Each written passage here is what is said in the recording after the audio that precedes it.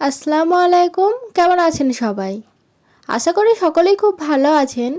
আজ আবারও একটা নতুন রেসিপি নিয়ে চলে এলাম। একঘেয়েমি রুটির স্বাদকে হার মানাতে আজ আমার মতো রুটি তৈরি করে দেখুন।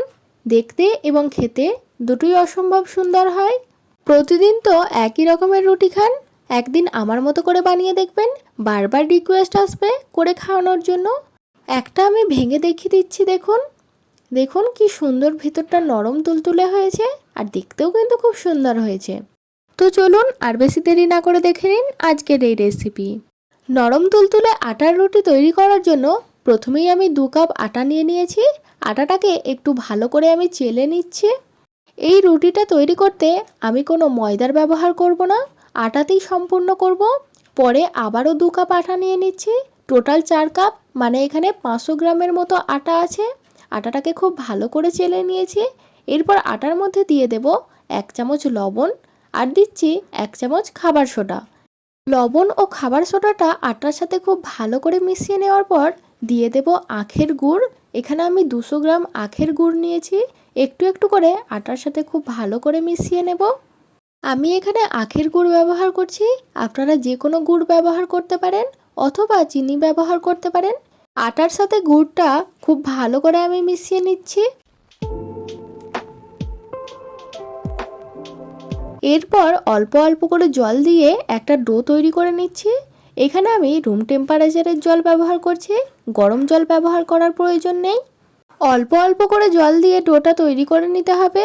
একবারে জল দিলে হবে না, একবারে জল দিলে ডোটা ভালোভাবে তৈরি হবে না। ডোটা কিন্তু খুব শক্ত করেও মাখা যাবে না, আবার খুব নরম করেও মাখা যাবে না। একটা মিডিয়াম ডো তৈরি করে নিতে হবে। যাই হোক, বকতে বকতে আটার ডোটা আমার তৈরি করা হয়ে গেছে। এরপর আমি 10 মিনিটের জন্য রেস্টে রেখে দেব। 10 মিনিট পর ডোটা হাতের সাহায্যে আরেকটু ভালো করে মুথে নেব।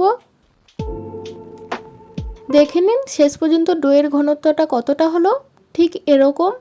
এরপর ডোটা থেকে আমি এক এক করে লেচি কেটে নেব। লেচিগুলো কিন্তু খুব বড় করব না, আবার খুব ছোট করব না, ঠিক এরকম মিডিয়াম সাইজের। সবকটা লেচি আমার কাটা হয়ে গেছে। এরপর একটা একটা করে লেচি নিয়ে একটা বেলুনের উপর হাতের তালুর সাহায্যে প্রেস করে গোল করে নেব। এরপর লেচিটা বেলে নেব। সামান্য আমি আটা দিয়ে দিচ্ছি, আটা দিয়েই আমি এই রুটিটা বেলে নিচ্ছি। গোল করে বেলে নেব। এই রুটির ঘনত্বটা কিন্তু মোটা হবে, পাতলা করলে হবে না। একটা মিডিয়াম মোটা তৈরি করে নেব। দেখুন আমি ঠিক এরকম করে বেলে নিয়েছি, ঘনত্বটা ঠিক দেখুন এরকম। একটা রুটি হয়ে গেছে, আপনাদেরকে আর একটা আমি দেখিয়ে দিচ্ছি। প্রথমে একটা ডো নিয়ে হাতের তালুর সাহায্যে প্রেস করে গোল করে নিয়েছি লেচিটাকে। এরপর সামান্য আটা দিয়ে লেচিটা বেলে নেব গোল করে। আর অবশ্যই খেয়াল রাখবেন রুটিটা যেন খুব পাতলা না হয়, রুটিটা মোটা করেই বেলে নিতে হবে। এই রুটিটাও আমার বেলা হয়ে গেছে, ঠিক দেখুন এরকম দ্বারা ঘনত্ব।